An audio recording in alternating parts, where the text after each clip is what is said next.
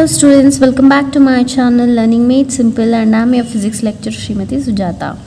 So I have come up with another topic, that is important points regarding Gauss law.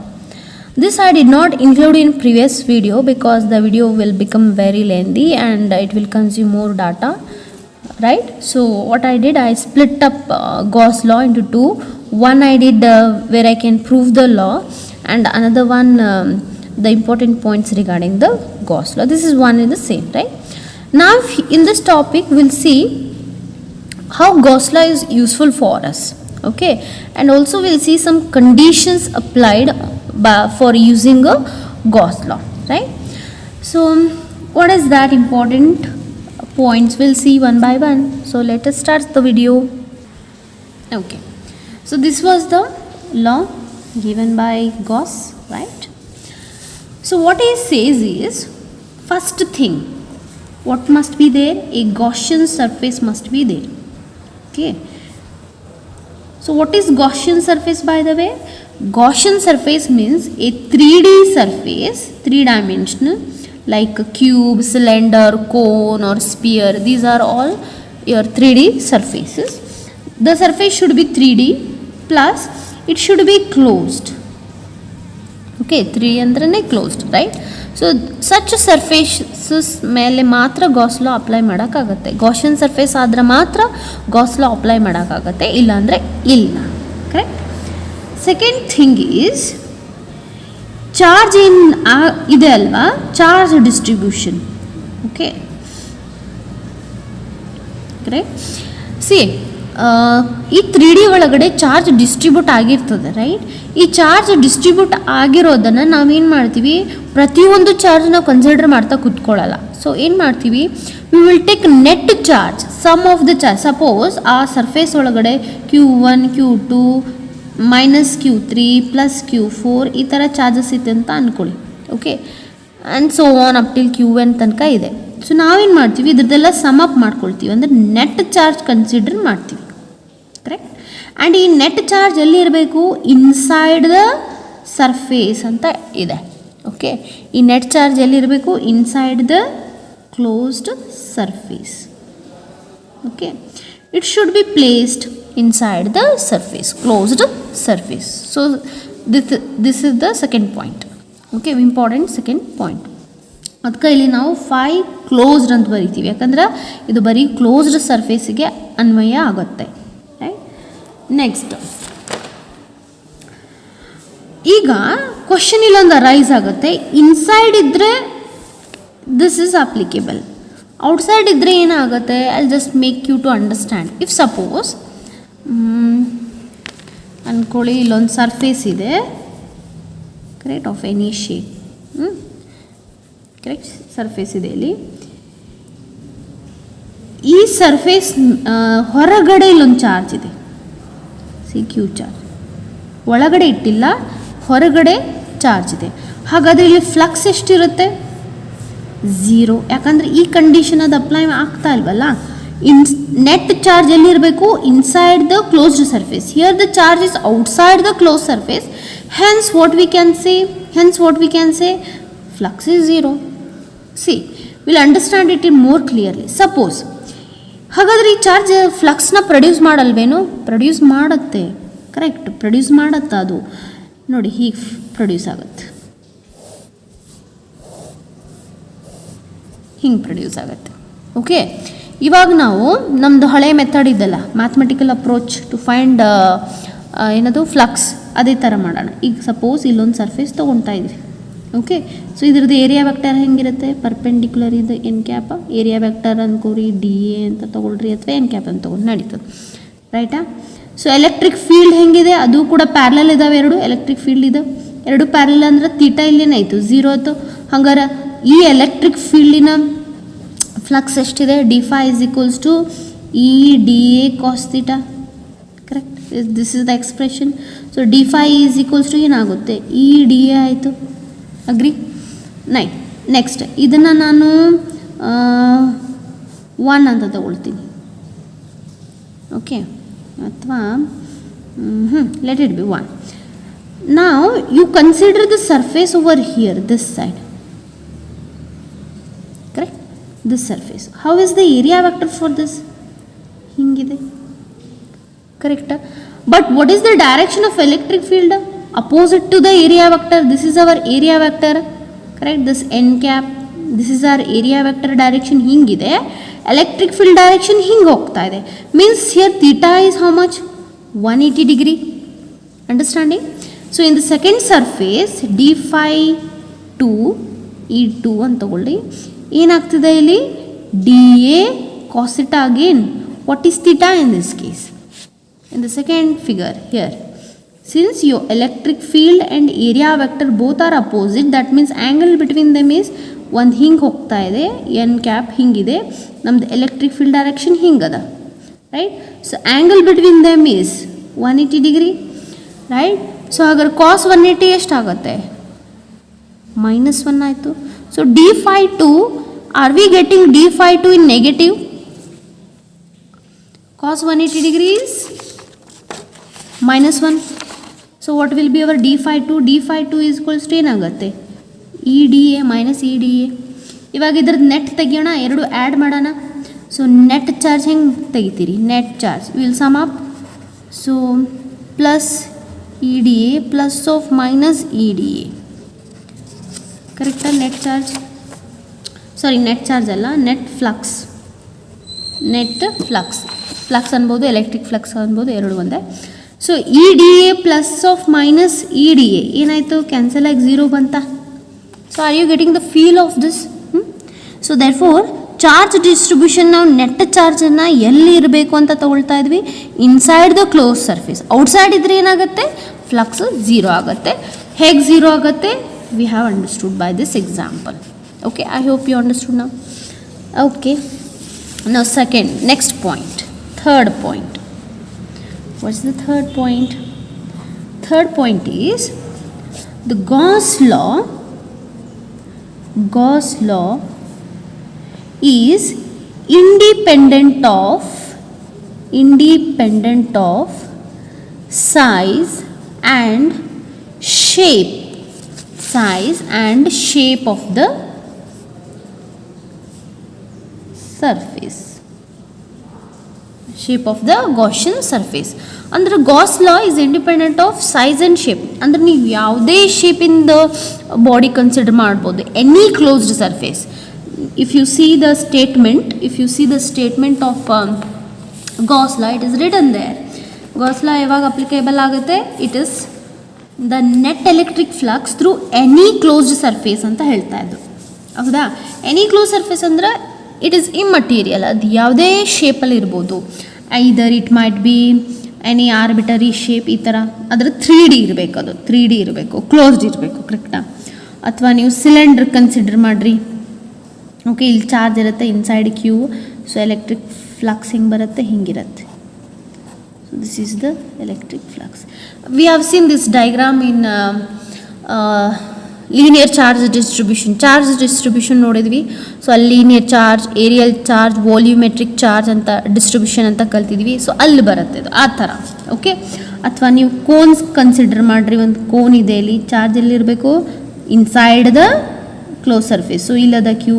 So charge flux ಹಿಂಗಿರುತ್ತೆ, ಹಿಂಗಿರುತ್ತೆ, ಈ ಥರ ಇರುತ್ತೆ. So immaterial, any shape. Okay, ಯಾವುದೇ shape ಇರಲಿ Gauss law applicable ಮಾಡ್ಬೋದು, ನಾವು ಯೂಸ್ ಮಾಡ್ಬೋದು. ಓಕೆ, ಅಂದರೆ Gauss lawನ ಯೂಸ್ ಮಾಡ್ತಿದ್ವಿ. ಇನ್ನು come to the size. Okay, so size ಏನು ಹೇಳತ್ತೆ ನೋಡ್ರಿ ಈಗ. For that again have to go with the derivation, what diagram had taken to derive ಅಂತ ಹೇಳ್ಬೋದು. So consider a surface over here, sphere consider ಮಾಡಿರಿ. Okay, ಇದೇನಿದು? Sphere ಇದು. Okay, so ಈ ಸ್ಪಿಯರ್ಗೆ ಒಂದು ಸೆಂಟರ್ ಅದ O, ರೇಡಿಯಸ್ ಅದ R. ಹೆಂಗೆ ತಗೊಳ್ಳಿ, ರೇಡಿಯಸ್ ಸೇಮ್ ಇರುತ್ತೆ. ಓಕೆ, ಕರೆಕ್ಟಾ? ಸೊ ಎಲೆಕ್ಟ್ರಿಕ್ ಫೀಲ್ಡ್ ಹೆಂಗಿರುತ್ತೆ? ಇಲ್ಲಿ ಸಿಮೆಟ್ರಿಕ್ ಆಗಿರುತ್ತೆ, ಸೇಮ್ ಇರುತ್ತೆ. ಸೊ ಎಲೆಕ್ಟ್ರಿಕ್ ಫೀಲ್ಡ್ ಡೈರೆಕ್ಷನ್ ಹಿಂಗಿದೆ, ವೆಕ್ಟರಿ. Suppose I consider this portion, this area, small area, ಈ ಏರಿಯಾನ ಕನ್ಸಿಡರ್ ಮಾಡಿದ್ದೇನೆ ಅಂದ್ಕೊಳ್ಳಿ. ಸೊ ಈ ಏರಿಯಾದು ಇಲ್ಲದ ಹಿಂಗೆ ಏರಿಯಾ ವೆಕ್ಟರ್ ಹಿಂಗಿರುತ್ತೆ, ಅದಕ್ಕೆ ಪರ್ಪೆಂಡಿಕ್ಯುಲರ್ ಆಗಿರುತ್ತೆ ಈ ಥರ. So this is what DA vector. Similarly if I consider the area over here, ಇದಕ್ಕೆ ಹಿಂಗಿರುತ್ತೆ area vector N cap. Electric field ಕೂಡ ಅದೇ ಡೈರೆಕ್ಷನಲ್ಲಿದೆ, correct. So theta between them is ಝೀರೋನಾ, ಎನ್ ಕ್ಯಾಪ್ ತಗೋಬೋದು, or you can take it as D A vector. See your E and dA both are in the same line, they are parallel. If suppose I take surface over here, ಅದ್ರದ್ದು area vector ಹೀಗಿರುತ್ತೆ, electric field ಇದು R distance, electric field ಕೂಡ ಇದೇ ದಿಕ್ಕಲ್ಲಿ ಹೋಗ್ತಾ ಇದೆ. Okay, so theta between dum is 0 degree, ಕರೆಕ್ಟಾ, right. So ಇದಕ್ಕೆ ನಾವು electric flux calculate ಮಾಡಬೇಕಂದ್ರೆ ಈ ಸ್ಪಿಯರ್ಗೆ ಏನು ಮಾಡ್ತಾ ಇದ್ವಿ ನಾವು, ಫಸ್ಟು ಸ್ಮಾಲ್ ಸ್ಪಿಯರಿಗೆ ಕ್ಯಾಲ್ಕುಲೇಟ್ ಮಾಡ್ತಿದ್ವಿ. ಸ್ಮಾಲ್ ಸ್ಪಿಯರಿಗೆ ಅಂದರೆ ಏನು, d phi E is equals to E d A cos theta, correct. This is the formula, d phi E is equals to E into d A cos theta. Theta is how much, 0 degree, cos 0 is 1, so the answer is e dA. Similarly this was for first surface, ಇದು first surface ನಮ್ಮದು, ಇದು second surface, ಇದು third surface, ಹಾಗೆ ಇನ್ಯೂಮರೇಬಲ್ ತೊಗೋಬೋದು. ಈಗ second ಸರ್ಫೇಸ್ಗೂ ಅದೇ ಬರುತ್ತೆ, same, ಕರೆಕ್ಟಾ. Even third surface also you get same, correct. Why it is happening so? Because sphere is symmetric. Sphere is symmetric ಅಂದ್ರೆ ನೀವು ಅದನ್ನು ಹೇಗೆ ಭಾಗ ಮಾಡಿದ್ರು ನೀವು ವಾಪಸ್ ಆ ಭಾಗಗಳನ್ನು, ಪಾರ್ಟ್ಸ್ನ ನೀವು ವಾಪಸ್ ಸೇರಿಸಿದ್ರೆ ನಿಮ್ಗೆ ಮತ್ತೆ ಏನು ಸಿಗುತ್ತೆ, ಒರಿಜಿನಲ್ ಸ್ಪಿಯರ್ ಸಿಗುತ್ತೆ. So that the meaning of symmetric. ಹಾಗಿದ್ರೆ ಸಿಮೆಟ್ರಿಕ್ದಲ್ಲಿ ಈ ಅಂದರೆ ಎಲೆಕ್ಟ್ರಿಕ್ ಫೀಲ್ಡ್ ಏನಾಗಿರುತ್ತೆ, ಈಕ್ವಲ್ ಆಗಿರುತ್ತೆ, ಸೇಮ್ ಆಗಿರುತ್ತೆ, ಅಥವಾ ಬೆಸ್ಟ್ ವರ್ಡ್ ಈಸ್ ಕಾನ್ಸ್ಟಂಟ್ ಆಗಿರುತ್ತೆ. ಓಕೆ, ಇದು ಕೂಡ ಒಂದು ಕಂಡೀಷನ್. ಓಕೆ, ಎಲೆಕ್ಟ್ರಿಕ್ ಫೀಲ್ಡ್ ಯಾವಾಗಲೂ ಕಾನ್ಸ್ಟಂಟ್ ಆಗಿರಬೇಕು ಮತ್ತು Gaussian surface must be symmetric. Okay, ನಾವು can we find total electric flux. ನಾವು ಟೋಟಲ್ ಫ್ಲಕ್ಸ್ ಅಂತ ಬರೀತೀನಿ ನಾನು. ಸೊ ಟೋಟಲ್ ಫ್ಲಕ್ಸ್ ಮಾಡಬೇಕಂದ್ರೆ ಏನು ಮಾಡ್ತಿದ್ವಿ, either you will go to summation or you will utilise integration. So summation ಅವ್ರು ತೊಗೊಳ್ರಿ, ಇಂಟಿಗ್ರೇಷನ್ ತೊಗೊಳ್ರಿ, one and the same. Summation ತೊಗೊಳ್ತಾ ಇದ್ದೀನಿ ನಾನು, summation of d phi is equals to summation of E d A. Okay, so summation d phi plus d phi plus d phi plus d phi ಮಾಡಿದ್ರೆ ನಂಗೆ ಏನು ಸಿಗುತ್ತೆ, total phi. So total phi E, total electric plus phi E is equals to, ಇಲ್ಲಿ E ಏನಾಗಿದೆ, equal ಆಗಿದೆ. So equal ಇರೋದನ್ನು ನಾವು, same ಇರೋದನ್ನು ನಾವು ಮತ್ತೆ ಆ್ಯಡ್ ಮಾಡೋಕ್ಕೆ ಹೋಗಲ್ಲ, ಕರೆಕ್ಟಾ. ಕಾನ್ಸ್ಟಂಟ್ ಅಂತ ಅಂತೀವಿ, ಕಾನ್ಸ್ಟಂಟ್ನ ನಾವು ಸಮೇಷನಿಂದ ಹೊರಗೆ ಬಿಡಿಸಿ ಇಲ್ಲೇನು ಉಳಿತದೆ ನಮ್ಮದು, summation of D A. So ಇವಾಗ ಡಿ ಎ ಅಂತಂದ್ರೆ D A plus D A plus D A plus D A plus D A ಎಲ್ಲ ಏರಿಯಾ ಆ್ಯಡ್ ಮಾಡಿದ್ರೆ ಈ ಎಂಟೈರ್ ಸ್ಪಿಯರಿಂದ ಏರಿಯಾ ಸಿಗುತ್ತೆ ನಮ್ಗೆ, ಕರೆಕ್ಟಾ. ಸೊ ಎಂಟೈರ್ ಸ್ಪಿಯರಿಂದ ಏರಿಯಾ ಏನದು, A. So phi E is equals to E into E, correct. Now can I find electric field due to this sphere at any point over here, P? What is electric field due to sphere? 1 by 4 pi epsilon naught. Q is the net charge here, illada charge ada na bidisliಲ್ಲ ಆಗಲ್ಲ. So Q by ಏನಾಗುತ್ತದು, what is the distance between this point and this point, R. So distance is here r square, correct. This is our electric field. So now substitute electric field in this, what you are getting back again, phi is equals to ಏನು ಸಿಗ್ತದೆ ನಮಗೆ, substitute ಮಾಡಿದಾಗ area of sphere ಎಷ್ಟಿರುತ್ತೆ, area of sphere ಎಷ್ಟಿದೆ, 4 pi, area r 4 pi, this is okay, 4 pi r square. Can I substitute these two equation here and again what do I get, Q by epsilon naught. ಇಲ್ಲಿ ನೋಡಿ R, how R is related to electric field, inversely proportional, square ಆಗಿದೆ ಮತ್ತು inversely proportional to the electric field. ಅಂದರೆ ನೀವು electric ಫೀಲ್ಡಿಂದ distance ಹೆಚ್ಚಾಗ್ತಾ ಹೋದರೆ electric field ಕಡಿಮೆ ಆಗ್ತಾ ಹೋಗುತ್ತೆ, ದ್ಯಾಟ್ ಇಸ್ ದ ಥಿಂಗ್. ನಾವು ವಾಟ್ ಅಬೌಟ್ ದ ಫ್ಲಕ್ಸ್, ಈ ಫ್ಲಕ್ಸ್ ನೋಡಿ ಎಲ್ಲರ ಆರ್ ಏನಾರು ಬಂದಿದೆಯಾ ಇಲ್ಲಿ ಇಕ್ವೇಷನ್ದಲ್ಲಿ, ಇಲ್ಲ. You did not get any dimensional values over here, directly what you got, Q by epsilon naught. That means it is independent of R. ಅಂದರೆ ಇದು ಕೂಡ ಎಲೆಕ್ಟ್ರಿಕ್ ಫ್ಲಕ್ಸ್ ಸೈಜ್ ಮೇಲೆ ಡಿಪೆಂಡ್ ಆಗ್ತಾ ಇಲ್ಲ. ಅಂದರೆ ಇಲ್ಲಿ ಪ್ರೊಡ್ಯೂಸ್ ಆಗ್ತಿರೋಂಥ ಎಲೆಕ್ಟ್ರಿಕ್ ಫ್ಲಕ್ಸ್ ಹೀಗೆ ಹೋಗ್ತಾ ಇದ್ದಾವೆ, ಮೂವಿಂಗ್ ಲೈಕ್ ದಿಸ್, ಹಿಂಗೆ ಪ್ರೊಡ್ಯೂಸ್ ಆಗ್ತಾ ಹೀಗೆ ಹೋಗ್ತಾ ಇದೆ. Okay, passing through. ಸಪೋಸ್ ನಾನು ನಿಮಗೆ ಆರನ್ನು ಹೆಚ್ಚು ಮಾಡಿ ತೋರಿಸ್ತೀನಿ. ಸಪೋಸ್ ನಾ ಈ ರೇಡಿಯಸ್ನ ಹೆಚ್ಚು ಮಾಡ್ತಾ ಇದ್ದೀನಿ ಅಂದ್ಕೊಳ್ಳಿ. Say I have taken the radius as 2r. Okay, 2r. If I take radius 2r, what about the electric field in this case? Electric field, if sphere in radius change ಆದರೆ electric field equation change ಆಗ್ತದೆ. ಏನಾಗುತ್ತೆ? Electric field is equals to 1/4 pi epsilon q by r ಏನಾಗುತ್ತೆ ಇಲ್ಲಿ 2r the whole square. Clear? Now what will be our phi now? See, ವಾಪಸ್ same ಬರ್ತಿದ್ದೀನಿಲ್ಲ phi ನೋಡೋಣ. So ಇಲ್ಲಿ ಮಾಡ್ತಿದ್ದೀನಿ ನಾನು. So phi is equals to expression ಏನು ಸಿಕ್ಕಿದೆ ನಮಗೆ EA. So phi is equals to for 2r ಈಗ ಮಾಡ್ತಿರೋದು ನಾನು 2r. Okay, for 2r second sphere okay 2r. Electric field ಎಷ್ಟದ 1/4 pi epsilon q by 2r the whole square. 2r the whole square means 4r square. Agree? Next, into what is the area of the sphere?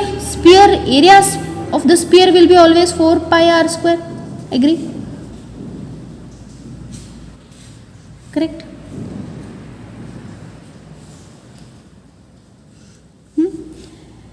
r square ಇದೆ ಕರೆಕ್ಟಾ? 4 pi r square is the formula of our sphere. But ಇಲ್ಲಿ r ಏನಾಗಿದೆ 2r square ಆಗ್ತೈತಿ ಇದು ಕೂಡ. Correct? So ಹಾಗಾದರೆ ಇಲ್ಲಿ ನಾನು ಏನು ಬರೀಬೇಕು 2r the whole square. I'll write once again over here. Phi is equals to 1/4 pi epsilon q by 4r square into area ಏನಾಗುತ್ತೆ ಇದರದ್ದು 2r ಇಂದ in place of r what you will put 2r means 4 pi into 2r the whole square. ಅದು ಏನಾಗುತ್ತೆ 4r square. Clear? Here I have written 4r square cut 4 pi cut. ಉಳಿತೇನು ಮತ್ತೆ ವಾಪಸ್ any changes? It has made any changes over there? Even though you increase the radius means you increase the size. First r ಇತ್ತು, ಆಮೇಲೆ ಏನು ಮಾಡಿದ್ರಿ 2r ಮಾಡಿದ್ರಿ. 2r ಮಾಡಿದಾಗೂ ಕೂಡ electric field change ಆಗುತ್ತೆ. ಕರೆಕ್ಟಾ? ಸರ್ಫೇಸ್ ಏನು ವಾಲ್ಯೂಮು ಕೂಡ ಚೇಂಜ್ ಆಗುತ್ತೆ, ಏರಿಯಾ ಕೂಡ ಚೇಂಜ್ ಆಯಿತು. ಸೊ ಅದೆಲ್ಲ ಕ್ಯಾನ್ಸಲ್ ಆಗಿ ವಾಪಸ್ ಏನು ಉಳೀತು, ಮತ್ತೆ ಫ್ಲಕ್ಸ್ ಅಷ್ಟೇ ಇದೆ ಅಂತ ಅರ್ಥ ಆಯಿತು. Suppose if I want you to make it clear, much more clear, what I do again, I take a sphere. First ನನ್ನ ಹತ್ರ r dotted line ಹಾಕಲ್ಲ, ನಾನು r ಸ್ಪಿಯರ್ ಇತ್ತು, ಆಮೇಲೆ 2r ಮಾಡಿ ನೋಡಿದ್ವಿ. ಇವಾಗ ನಾವು 3r ಮಾಡಿ ನೋಡೋಣ. 3r radius. ಓಕೆ, r ಇದರಲ್ಲಿ 5 ಎಷ್ಟಿತ್ತು? r ಅಲ್ಲಿ 5 was same q by epsilon. 2r radius in sphere ಅಲ್ಲಿ 5 ಎಷ್ಟಿತ್ತು? 5 equals to same, it was again 5 equals to q by 2. Now we will see for 3r. Okay, what is the expression we got? EA. Okay, what is the electric field of this? ಹಿಂದೆ ಮಾಡಿದ್ವಲ್ಲ ಅದೇ 1/4 pi epsilon q by r square ಅದ. r ಎಷ್ಟಿಲ್ಲಿ 3r the whole square ಆಯಿತು. Area ಎಷ್ಟಾಗುತ್ತೆ 4 pi r square. r ಎಷ್ಟಿದೆ? r is equals to how much? 3r. ಕರೆಕ್ಟಾ? So 3r the whole square. 3r whole square cut 4 pi cut. So phi equals to q by epsilon. See again for 3r, what is the flux? Again it is same. See, even though you have increased the size of the sphere, the flux is remaining same. Andra size change ಆದರೂ ಕೂಡ phi is constant. So what does it indicate? It indicates that Gauss law do not depend upon size of the body, size of the surface. Okay, and even it does not depend upon shape. Correct? Understanding? ಹಾಗಾದರೆ ಹೇಗೆ ಬರ್ತವೆ flux?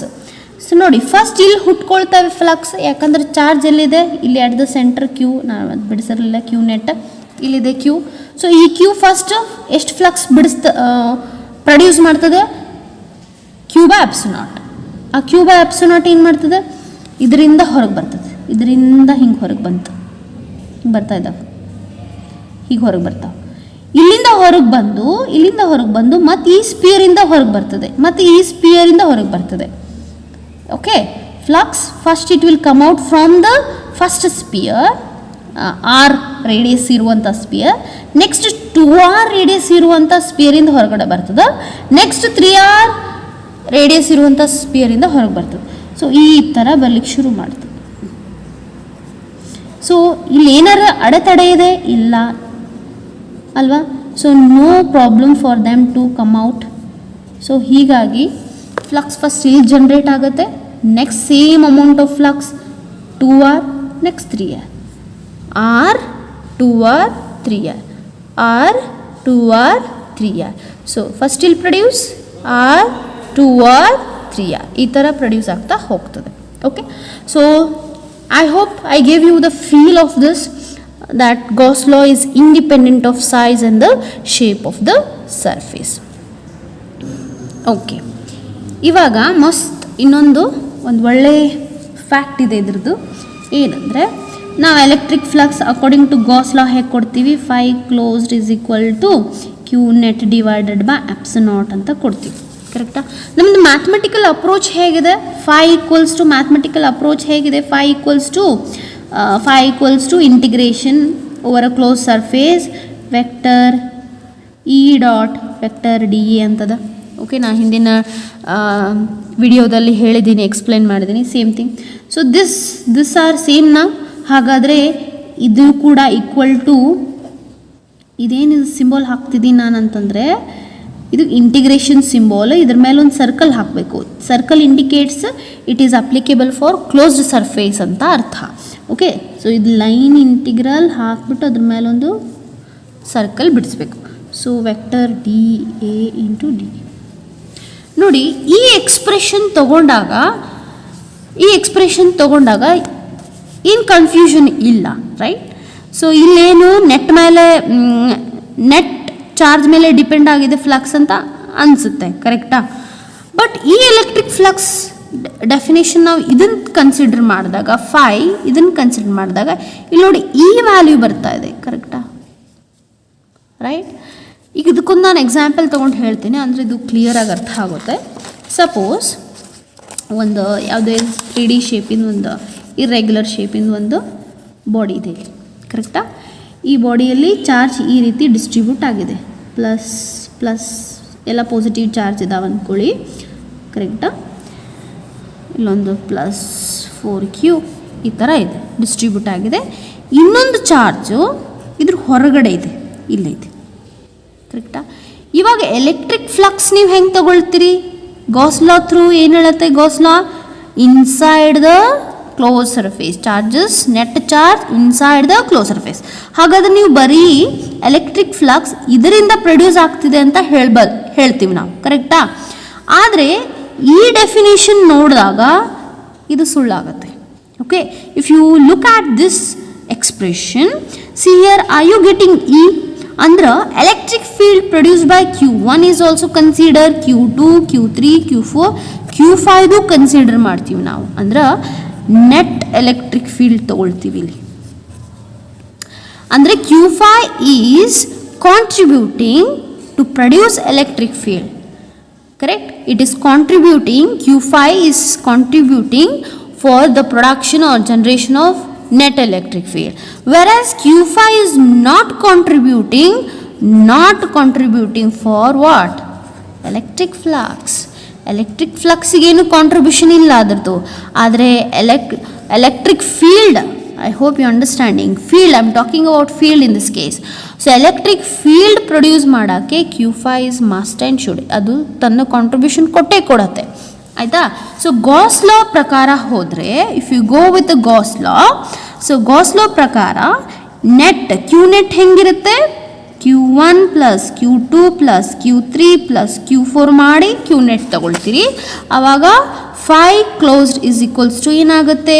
Q net divided by epsilon naught ಮಾಡ್ತೀರಿ, ಅಥವಾ Q net value ಏನದ Q1 plus Q2 plus Q3 plus Q4 divided by epsilon naught. This will be our electric flux according to whom?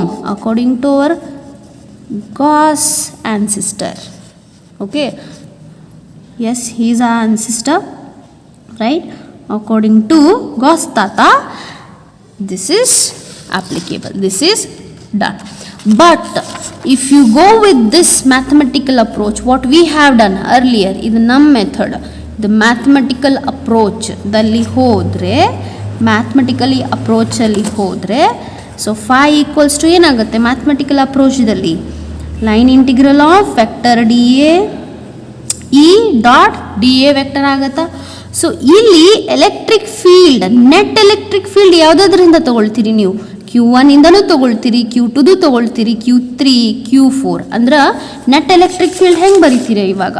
Net electric field is equals to E1 ಅಂದರೆ due to Q1 charge, plus E2 ಇದು ಎದರಿಂದ? Due to Q2 charge, plus E3 ಇದು ಎದರಿಂದ? Q3 charge, plus E4 plus ಇಲ್ಲಿ ಇನ್ನೊಂದು charge include ಆಗ್ತದೆ. ಯಾವ charge? The charge which is outside the spear, the charge which is outside this surface. The example what I have taken here. Okay, so ಹಾಗಾದರೆ plus ಇನ್ನೊಂದು electric field ಏನು ಬರೀಬೇಕು ನಾನಿಲ್ಲಿ? E5. Understanding? If you go with this expression, then you have to consider net electric field of all the charges, whether it might be inside the surface or it might be outside the surface. So ಎಲ್ಲ charges ಇಂದ ನೀವು consider ಮಾಡಬೇಕಾಗತ್ತೆ. ಅದೇ Gauss ತಾತ ಹೇಳಿದ ಪ್ರಕಾರ ಹೋಗಬೇಕಂದ್ರೆ, so Gauss ತಾತ ಹೇಳಿದ ಪ್ರಕಾರ ಹೋಗಬೇಕಂದ್ರೆ ಏನು ಮಾಡಬೇಕು? Q5ನ ಬಿಟ್ಬಿಡಬೇಕು. Q5 is not contributing anything for uh ಏನು electric flux. I hope you understood up till here. Okay, okay, ಈಗ ನೆಕ್ಸ್ಟ್ ಪಾಯಿಂಟ್ ನೋಡೋಣ. ನೆಕ್ಸ್ಟ್ ಪಾಯಿಂಟ್ ಏನಪ್ಪ ಅಂತಂದರೆ, ಈ ಗಾಷನ್ ಸರ್ಫೇಸ್ ಅಂತ ಏನಿದೆ ಅಲ್ವಾ, ಗಾಷನ್ ಸರ್ಫೇಸ್ ಅಂದ್ರೇನು? I am repeating it many uh times because ಅದು ನಿಮ್ಮ ತಲೆಯಲ್ಲಿ ಫಿಕ್ಸ್ ಆಗಬೇಕದು, ಅದಕ್ಕೆ ರಿಪೀಟ್ ಮಾಡ್ತಿದ್ದೀನಿ. ಗಾಷನ್ ಸರ್ಫೇಸ್ ಅಂದರೆ ಹೆಂಗಿರಬೇಕಿದು? 3D ಅಂದರೆ ಕ್ಲೋಸ್ಡ್ ಸರ್ಫೇಸ್ ಆಗಿರಬೇಕು. ಈ ಕ್ಲೋಸ್ ಸರ್ಫೇಸ್ ಮತ್ತು ಹೆಂಗಿರಬೇಕು? ಇದು ಸಿಮೆಟ್ರಿಕ್ ಆಗಿರಬೇಕು. This is the first condition we can see. Symmetric ಆಗಿರಬೇಕು about the charge distribution. This is the thing. ಈ ಗಾಷನ್ ಸರ್ಫೇಸ್ ಬಗ್ಗೆ ಇನ್ನೊಂದು ಪಾಯಿಂಟ್ ಇದೆ. ಏನಂತಂದರೆ, ಈ ಗಾಷನ್ ಸರ್ಫೇಸ್ ನಾವು ಬಿಡಿಸುವಾಗ ಇದು ಯಾವುದೋ ಒಂದು ಚಾರ್ಜಿಂದ ಪಾರಾಗಿ ಹೋಗಬಾರ್ದು. ಫಾರ್ ಎಕ್ಸಾಂಪಲ್, ಇಲ್ಲೊಂದು ಚಾರ್ಜಸ್ ಇದಾವೆ ಅಂದ್ಕೊಳ್ಳಿ, 1 2 3 4 5. Okay, 5 charges. ಅಲ್ಲಿ take another colour. Q1 Q2 Q3 Q4 Q5 Q6 ಇದೆ, ಕರೆಕ್ಟಾ? ಮತ್ತು ಇಲ್ಲೊಂದು ಚಾರ್ಜ್ ಅದ, ಸೇ Q6 ಅದ, ರೈಟ್? ಸೊ ಇವಾಗ ನಾ ಏನು ಮಾಡ್ತೀನಿ, ಇದಕ್ಕೆ ಗಾಷನ್ ಸರ್ಫೇಸ್ನ ಬಿಡಿಸ್ಬೇಕು ಇವಾಗ. So which shape I consider sphere. Okay, so ನಾ ಈಗ ಹೆಂಗೆ ಬಿಡಿಸ್ಬಿಡ್ತೀನಿ ಸ್ಪಿಯರ್ ಗೊತ್ತಾಗಲ್ದೆ, ಈ ಚಾರ್ಜ್ ಥ್ರೂ ಪಾಸ್ ಆಗೋ ಥರ ಬಿಡಿಸ್ತಾ ಇದ್ದೀನಿ ನೋಡಿ ನಾನು. ಅರ್ಥ ಆಗ್ತಿದೆ? ಈ ಚಾರ್ಜ್ ಥ್ರೂ, ಯಾವ ಚಾರ್ಜು? Q6 ಚಾರ್ಜ್ ದಿಂದ ಪಾಸ್ ಆಗೋ ಥರ ಬಿಡಿಸಿದ್ದೀವಿ. Okay, so this is wrong. Okay, ಹೀಗೆ ಬಿಡಿಸಬಾರ್ದು. Okay, Gaussian surface should not pass through, ಕಾಣಿಸ್ತಲ್ಲ, pass through any discrete charge. ಅಂದರೆ ಸಿಂಗಲ್ ಚಾರ್ಜ್. ಓಕೆ, ಯಾವುದೋ ಒಂದು ಡಿಸ್ಕ್ರೀಟ್ ಚಾರ್ಜಿಂದ ಅದು ಪಾಸ್ ಆಗೋ ಥರ ಬಿಡಿಸ್ಬಾರ್ದು, ಅದು ರಾಂಗ್ ಆಗತ್ತೆ. ಹೆಂಗಪ್ಪ ರಾಂಗ್ ಆಗತ್ತೆ ಅಂತಂತಂದರೆ, ನಮಗೆ ಎಲೆಕ್ಟ್ರಿಕ್ ಫೀಲ್ಡ್ ಕಂಡುಹಿಡಿಯೋಕೆ ಆಗಲ್ಲ. Okay, you cannot find electric field. Definite electric field ಕಂಡುಹಿಡಿಯೋಕ್ಕಾಗುತ್ತಾ? ಡೆಫಿನೈಟ್ ಎಲೆಕ್ಟ್ರಿಕ್ ಫೀಲ್ಡ್ ವ್ಯಾಲ್ಯೂ ಸಿಗಲ್ಲ ನಮಗೆ. ಯಾಕಂದರೆ ಲೊಕೇಶನ್ ನೋಡಿ, can you get location of Q6? What is the location of Q6? 0. Electric field ಅಂದರೆ ಏನು? ಡಿಸ್ಟೆನ್ಸ್ ಇರಲೇಬೇಕು. 1/4πε0 Q/r². ಇದು ಹೌದಾ? R 0 ಆಗಿಬಿಟ್ರೆ ಎಲೆಕ್ಟ್ರಿಕ್ ಫೀಲ್ಡ್ ಡಿಫೈನ್ ಮಾಡೋಕ್ಕಾಗುತ್ತಾ? If R is 0, then E is equals to what? Not defined. ಅದೇನಲ್ಲ. So ಹಾಗಾದರೆ Q6 charge through pass ಮಾಡೋದ್ರಿಂದ ನಾ ಹೇಳಿದ್ದೀನಿ ಎಲ್ಲ ಚಾರ್ಜ್ ಕಾಂಟ್ರಿಬ್ಯೂಟ್ ಮಾಡುತ್ತೆ ಎಲೆಕ್ಟ್ರಿಕ್ ಫೀಲ್ಡ್ ಪ್ರೊಡ್ಯೂಸ್ ಮಾಡೋಕ್ಕೆ. ಸೊ Q6ನ ಎಲೆಕ್ಟ್ರಿಕ್ ಫೀಲ್ಡ್ ಏನಾಗ್ಬಿಡುತ್ತೆ, ನಾಟ್ ಡಿಫೈನ್ ಆಗಿಬಿಡತ್ತೆ. ಓಕೆ, ಇನ್ಫೈನೈಟ್ ಅಂತ ಬರ್ತಿದ್ದೀನಿ, sorry, not defined, it is not defined. So hence in order to define electric field properly, electric field ನಮ್ಗೆ ಕರೆಕ್ಟಾಗಿ ಡಿಫೈನ್ ಮಾಡೋ ವೇದಲ್ಲಿ ನಾವೇನು ಮಾಡ್ತೀವಿ, Q6ನ ಒಳಗಡೆ ತಗೊಂಡು ಆಮೇಲೆ ನಾವು ಸರ್ಕಲ್ನ ಅಥವಾ ಸರ್ಕಲ್ ಅಲ್ಲ ಸ್ಪಿಯರ್ನ ನಾವು ಬಿಡಿಸ್ತೀವಿ with a dotted line. Okay, so this is one more important point regarding Gaussian surface. What is that? Gaussian surface must be 3D surface, symmetric surface, and it should not pass through any discrete charge. Pass ಆದರೆ ಏನಾಗುತ್ತೆ, pass ಆದರೆ definite value of electric field you will not get, ಅಂದರೆ undefined electric field ಸಿಕ್ಬಿಡುತ್ತೆ. Electric field ನಮ್ಗೆ ಕರೆಕ್ಟಾಗಿ value ಗೊತ್ತಾಗಲ್ಲ. Okay, ಹಾಗಾದರೆ ನಮಗೆ ಫ್ಲಕ್ಸ್ ಕಂಡುಹಿಡಿಯೋಕ್ಕಾಗಲ್ಲ with this method, correct? So the last point regarding Gauss law is theta. The theta ಬಗ್ಗೆ ಇದೆ ಇಲ್ಲಿ. So theta always it is measured between what, between electric field and area vector, correct? So ಈ theta between electric field and area vector ಯಾವಾಗಲೂ ಹೇಗಿರಬೇಕು, same ಇರಬೇಕು. Same at all the points on the surface, ಇದ್ರೇನಿರುತ್ತೆ, either it might be 90 degree or 0 degree, ಹೌದಾ? ಆ ಥರ ಇರುತ್ತೆ, perpendicular ಅಥವಾ ಪ್ಯಾರಲಲ್ ಇರುತ್ತೆ, ಆ ಥರ, ಕರೆಕ್ಟಾಗಿ ಇದೊಂದು ಪಾಯಿಂಟ್. ಇನ್ನೊಂದು ಈ ಬಗ್ಗೆ ಹೇಳಿದ್ದೀನಲ್ಲ, ಸೊ ಈ ಹೇಗಿರಬೇಕು ಯಾವಾಗಲೂ, ಈ ಮಸ್ಟ್ ಬಿ ಕಾನ್ಸ್ಟೆಂಟ್ ಅನ್ರಿ ಅಥವಾ ಸಿಮೆಟ್ರಿಕ್ ಅಂತನ್ರಿ, right? So at all the points E must be same. If you consider any of the surface over here, ಈ value always it must be same. Okay, so these were the conditions ಅಂತ ಹೇಳ್ಬೋದು, ಅಥವಾ remarks ಅಂತ ಹೇಳ್ಬೋದು, ಅಥವಾ important points regarding Gauss law ಅಂತ ಹೇಳ್ಬೋದು. So sometimes these points are asked in the examination for 3 marks or okay. So I hope now you understood it clearly. You can make a points of your own words ಅಲ್ಲಿ ನೀವು ಅದನ್ನು ಬರೀಬಹುದು and you will get definitely good marks on this. Okay, so that's all about today's class, today's video. So I hope we'll meet in the next video with the next topic, that is on 5 marks derivation. I'll do now by applying Gauss law. Application of Gauss law means application ಮಾಡೋಕ್ಕಾಗಲ್ಲ, just use ಮಾಡಿಕೊಂಡು ಮಾಡ್ತೀವಿ. Okay, keep studying. Thank you so much.